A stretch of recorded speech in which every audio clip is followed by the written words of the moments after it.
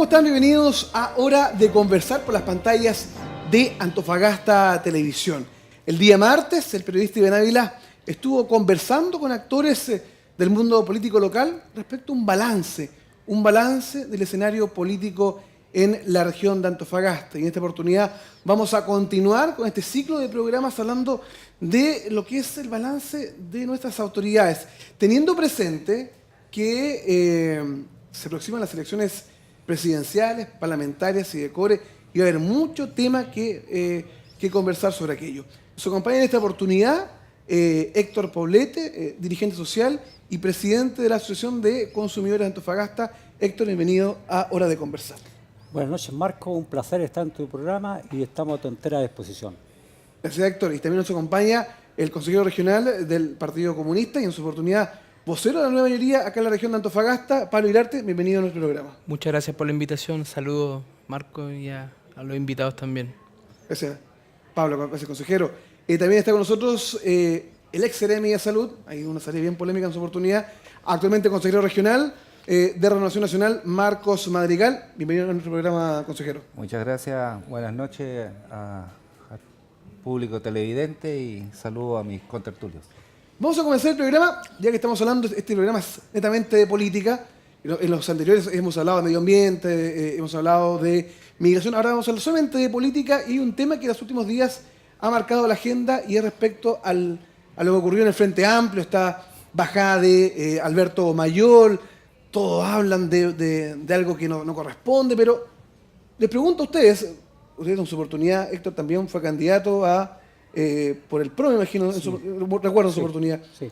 ¿Quiénes han estado en política entienden que estos son los escenarios propios de la política, que finalmente es parte de una negociación de lista parlamentaria? ¿Qué opinan ustedes, consejero? A ver, yo creo que efectivamente tiene que ver con algo que es parte de la tensión propia de los conglomerados. O sea, hoy día existen partidos y también existen conglomerados que al interior también hay tensiones por cuestiones de forma y que en este caso se está traduciendo en una negociación de cupo parlamentario. Ahora, yo la verdad es que no ensalzo el tema, no lo festino porque he visto muchos que lo están festinando. En realidad a mí yo creo que es un tema que tiene que resolver el Frente Amplio y espero que lo resuelva por el bien de la centroizquierda, porque en el fondo festinar con algo que creo que se va a superar y que se hizo público, porque en realidad muchas veces en los conglomerados pasa lo mismo, pero no se hace público. Yo creo que hoy día el error del Frente Amplio fue salir hacia afuera contando el cagüín, por así decirlo, o lavar la ropa fuera de la casa. Por lo tanto, yo creo que hoy día hay que superarlo, espero que se supere por el bien de la centroizquierda, por el bien de la segunda vuelta. Yo soy un convencido de que tanto la nueva mayoría como el Frente Amplio y por supuesto la democracia cristiana son actores relevantes en la segunda vuelta para poder derrotar a Sebastián Piñera. Por lo tanto, yo espero que el Frente Amplio supere este proceso. Creo que es normal en la política, pero como te digo, hoy día se hizo público y creo que no es bueno. Yo creo que le hace mal. Así que en realidad no festino con el tema. Yo creo que es propio de la política y lamentablemente se hizo público. Consejero, usted ha sido partícipe incluso de la política, como en su oportunidad. Bueno, la experiencia te dice de que la real política la manejan siempre gente de experiencia, gente de más edad. Y en ese sentido el Frente Amplio le puedo dar, porque ellos se han nominado dentro de todos sus discursos en los líderes de la transparencia y de la moral. Entonces, bienvenido a la real política. Estas son las realidades que cada día se presentan en cada colectividad política, que es propio de una democracia cuando se tienen partidos políticos y se ven enfrentados a estas decisiones que obviamente los llevan a tener todo este tipo de problemática que por su juventud, y en eso si hay algo que realmente los avala es realmente la juventud. Están mucho más limpios que mucha gente vieja en la política que tiene, todos sabemos, algunos vicios que se han instalado en el país y que no corresponden. Yo, siendo de derecha, siendo un liberal de derecha, tampoco puedo desconocer que existen problemas reales y que se manejan y se va a seguir manejando de la misma manera. Como hombre de derecha, ¿Esto se asemeja a lo que fue en su oportunidad la radio Kyoto en Megavisión o son cosas distintas? No, son cosas distintas. Aquí son nuevas ideas dentro de lo que ellos proponen, que piensan que son nuevas ideas, pero esto es más viejo que el hilo negro. O sea, la posición de ella es una posición, yo tengo la edad suficiente para decirle que estos son discursos que fueron escuchados en la época del 60 y el 70. O sea, de novedad no hay nada nuevo debajo del sol. Aquí no están descubriendo la rueda. Esta es una cosa que se instala y esa es mi aprehensión con respecto a estas colectividades políticas que son de izquierda, que tienen una conducción política que se maneja bajo sus cánones y sus principios, que la evolución de todos los países donde han caído en esta situación no han sido muy buenas.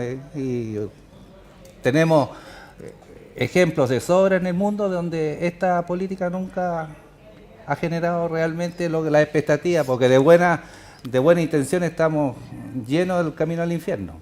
Ya lo vamos a hablar en pocos minutos más, eso todavía no queda programa. Harto programa. Héctor, tú como dirigente social y en tu oportunidad como candidato también, en su oportunidad fue al Parlamento, ¿cierto? Como candidato, Héctor. Sí. Fue al Parlamento. ¿Cómo tú ves este tipo de discusiones desde el punto de vista social? Esto me imagino que esto también debe ocurrir en las juntas de vecinos, también debe ocurrir en las entidades sociales, de que siempre hay pugnas y el tema es que se ventilan, esa es la diferencia, digámoslo así, ¿no? Mira, sinceramente yo voy a hablar un poco más del punto de vista ciudadano, porque si bien es cierto yo participé en política, pero nunca llegué a las instancias mayores, como dicen por ahí. Pero estas son las cosas que no les gustan a los ciudadanos. Yo creo que sinceramente estos espectáculos totalmente negativos, donde las personas empiezan a pelear por los cupos parlamentarios, porque al final pelean por los cupos parlamentarios. Y yo ahí voy a hacer una crítica, porque resulta de que es lógico que las personas, los políticos en general, quieran entrar a la política, al menos de diputado o senador, porque los suculentos sueldos son demasiado altos, po. Imagínate tú que estamos hablando de 14, 16, 18 millones de pesos, po. Entonces cuando a mí me dicen que algunas personas dignamente salen en la televisión diciendo que ellos son personas que son servidores públicos yo no lo entiendo así, ni los ciudadanos tampoco, no lo entendemos así. Servidores públicos yo me imagino que debe ser una persona que trabaja sin remuneración, como los bomberos. Esos son servidores públicos. No sé, juntas de vecinos trabajan sin remuneración. Pero un servidor público que es ministro, que gana 8 millones, y un diputado que gana 16, 18, por favor, estas son las cosas que molestan a los ciudadanos. Por eso que la política está donde está. En estos momentos, los políticos, aunque no les guste a mis compañeros, son los peores evaluados en todas las encuestas. No lo olvidemos que casi el 9% no les cree. Y yo sé por qué no les cree. Porque hemos dado espectáculo estos 25 años. Ese es el problema, hemos dado un espectáculo, una vergüenza nacional. Imagínate tú que ayer escuchaba los medios, nuevamente dos connotados políticos, como el señor Pizarro a la Democracia Cristiana y como el señor Rossi, van a ser formalizados por boletas falsas. Y no solamente de ese lado, si son de todos lados, de derecha, izquierda, centro, y eso es lo que molesta a los ciudadanos. Vuelvo a insistir. Y es por eso que creo que, ojalá, más temprano que tarde, se haga un cambio radical en todo el sentido de lo que estoy diciendo. Que muchos de los que están van a tener que irse. Porque esto no tiene vuelta atrás. Yo conversaba recién con uno de los invitados de que la gente no quiere ir a votar. Por supuesto, pues. ¿Cómo va a ir a votar si están dando espectáculos todos los días, todos los meses? Espectáculos, pero horrorosos, pues. Imagínate tú que un diputado, que un senador se ha descubierto que le da a las empresas 200 millones de pesos a las campañas, 200 millones, 300 millones.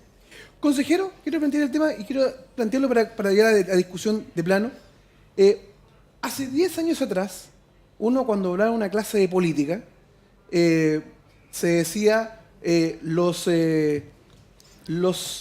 argentinos pueden tener campeones del mundo, campeones de América, las mejores carnes, el teatro color impresionante, pero su clase política es eficiente, y en eso Chile sí le gana a Argentina. Pero hoy en día estamos que nuestra clase política quizás está al mismo nivel y, bueno, pero en el fútbol son mejor que los argentinos, por lo menos en eso, pero ya no en política. ¿Cómo ustedes visualizan esta situación donde finalmente la gente siente una distancia con quienes son finalmente sus representantes en las entidades democráticas de decisión? ¿Te puedo plantear algo? Yo tuve la suerte de vivir casi 15 años en el extranjero, en Uruguay. Un país chiquitito que se caracteriza por tener instituciones fuertes, donde justamente a los últimos tiempos ha sido manejado por el Frente Amplio, una coalición de centro de izquierda. De centro izquierda, sí. Son No es como el Frente Amplio. Claro, no, ellos son centro izquierda. Y se dan las mismas situaciones que se dan en Chile también, hay acusaciones de corrupción, hay una serie de situaciones anómalas, espurias, medias raras, que se dan en un contexto. O sea, esto te quiere decir que no solamente es un problema nuestro, sino que es un problema a nivel internacional, y específicamente en Sudamérica, que nosotros hemos tenido gobiernos democráticos, pseudo-democráticos en algunos, y donde Chile también con Uruguay, sí lo podemos decir, de acuerdo a la percepción en general de la gente que conoce la parte política, de tener instituciones fuertes, avaladas. Pero estamos en otros tiempos, donde también se le exige una responsabilidad mayor, un estándar ético mucho mayor al político actual. Tenemos redes sociales.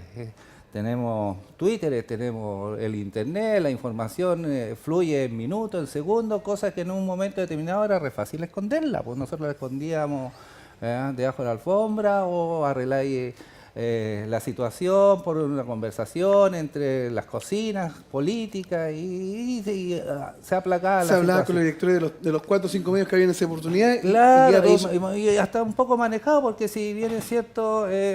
también tengo mi reparo con nuestra política real, con nuestros partidos políticos. El llamado es que la gente participe, porque cuando dicen no quiero participar, no quiero votar, yo no digo que no voten por tal o tal, somos nosotros los encargados de elegir nuestros representados, porque esta es una democracia representativa, significa de que tenemos que como ciudadanos ser un poco más comprometidos. Y también tener una altura ética de que saber que el participar, estamos eligiendo al que queremos tener ahí arriba con los mejores estándares. ¿Qué sacamos con restarlo? ¿Dejarle la posibilidad que salga un tipo corrupto con 5 votos? Porque los 95 no fueron a votar. Los ciudadanos también tenemos una responsabilidad. Informarlo quién es el que está ahí delante y qué es lo que lo está ofreciendo. Por lo tanto... el estándar ético es re bueno decirle el político es corrupto, y yo le digo, Marco, como te hago una pregunta, ¿tú no copiaste cuando fuiste universitario? Les pregunta a usted, los panelistas, ¿no copiaron nunca? ¿No fuimos los pillos cuando la mamá venía, el lechero, dile que no estoy porque no tengo plata para pagarle?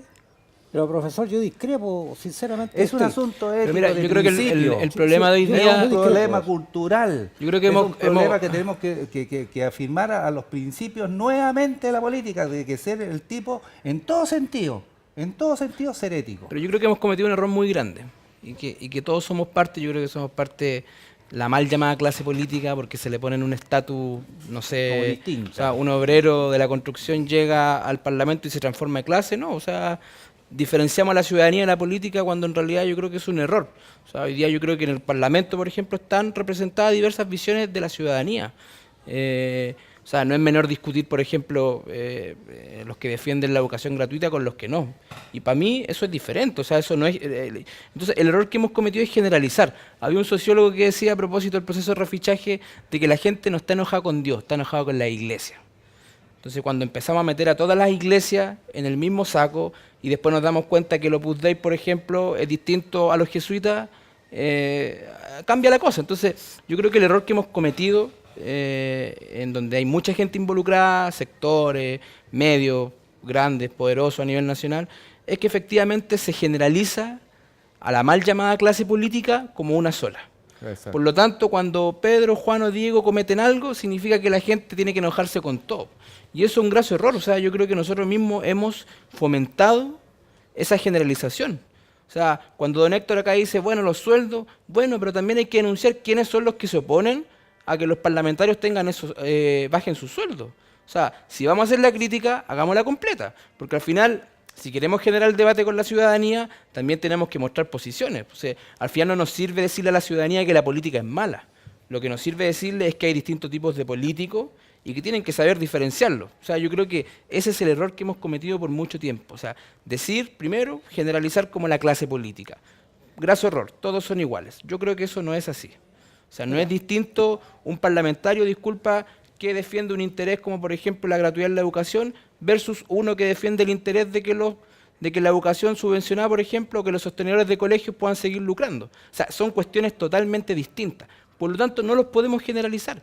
Y ese es el error que hemos cometido. Yo creo que y a diferencia de Argentina, o sea, en Argentina esos debates se dan, a pesar de que la institucionalidad es débil, a pesar de un sinfín de cosas, hoy día la gente debate en la calle. O sea, tiene posiciones políticas y de repente uno lo ve así como medio bicho raro, que debaten tanto, que son tan gritones para la política, o sea, que hay tantos sectores en el Parlamento. Entonces, yo creo que hoy día hay que madurar el concepto de la política, o sea, y de la democracia. O sea, aquí no se trata solamente de que se elija a una clase que nos va a decir lo que tenemos que hacer, sino que respaldar a quienes nosotros elegimos, porque en teoría deberían estar resolviendo y representando cuestiones de las cuales yo me siento representado. O sea, te puse el ejemplo de la gratuidad en la educación, te puedo seguir poniendo ejemplos. Entonces, si vamos a comparar a estos dos sectores, por ejemplo, en un tema específico y dejarlo en un solo saco, yo creo que es un error garrafal. Yo te quería de inmediato refutar lo que tú acabas de decir.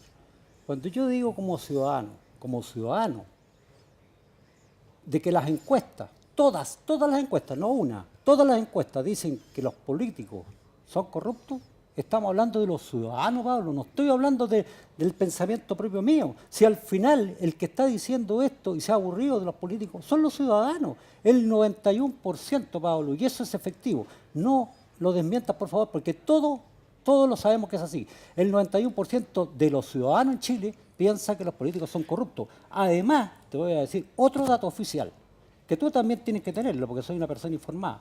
La última vez que se pillaron a los políticos porque un político, el señor Navarro, los denunció por los gastos reservados, que entre comillas dicen que son, digamos, legales, que para los ciudadanos, Pablo, aunque no te guste, son inmorales. Para nosotros son inmorales. ¿Sabes? Te lo voy a decir por qué. Porque resulta que las empresas no tienen por qué aportarle a los políticos dinero. ¿Por qué te tienen que aportar dinero? Además, otro dato, 100 de los 120 políticos le dieron gastos reservados a Pablo. 100. No estamos hablando de casos puntuales, como dices tú. No. El 91% de los diputados y los senadores recibieron gastos reservados. Que tú me digas que, como todos dicen lo mismo, porque todo esto ya lo he escuchado a nivel nacional, que son gastos legales, ¿y por qué los eliminaron ahora en esta nueva ley? ¿Por qué los eliminaron? Porque se dieron cuenta que los ciudadanos no lo querían esos gastos reservados, por lo menos se eliminaron. Y eso significa que fueron cosas inmorales que cometieron. Y esa la culpa la tuvieron ustedes, no nosotros los ciudadanos. El concepto que usted plantea, disculpa, usted ha sido candidato. Entonces usted lo que está haciendo es afirmarme que si usted hubiese salido electo candidato, hubiese dejado de ser ciudadano. Porque sigue generalizando don Héctor. Si yo estoy de acuerdo con su crítica, totalmente de acuerdo. Pero lo que me molesta un poco es que él me dice de los 120 diputados, 100 hacen tal cosa. ¿Por qué no planteamos en la mesa que son 120 diputados y solo 20 están haciendo tal labor, por lo tanto hay que cambiar a estos 100? Sino que generalizamos una sola clase y la llamamos la clase política. Yo concuerdo, o sea, entonces, lo segundo es diferenciar. Yo vuelvo a insistirle. O sea, don Héctor es un dirigente social respaldado por su organización de base, conocido a nivel comunal, pero tengo la impresión que lo que él me plantea es que si él hubiese salido electo en los cargos que ha postulado, hubiese dejado de ser ciudadano, porque eso es lo que está planteando. O sea, que hay dos clases que no se pueden mezclar. Y yo creo que eso es un error. Eso es lo que yo no quería, no se puede generalizar, porque tenemos políticos de FUTE, tenemos políticos de una gran calidad moral, podemos nombrar algunos, pero no es el caso que solamente por los hechos los conoceréis. Es el sistema que lo hemos dado. Aquí obviamente que ha faltado fiscalización, ha faltado por parte de la ciudadanía, por parte de los organismos adecuados, Y lo estamos encontrando con grandes sorpresas porque como vuelvo a decir, es un país que en su cultura ha cambiado. Es una cultura, cuando yo escucho la palabra neoliberal, tengo mis reparos con respecto a esto, siendo que soy de derecha liberal, digo que este país no es neoliberal, tenemos una economía liberal exactamente, pero con una serie de falencias que se deben controlar mucho más y no puede ser posible que exista colusión, no puede ser posible que te roben a nivel de otras instituciones grandes que sean manejo.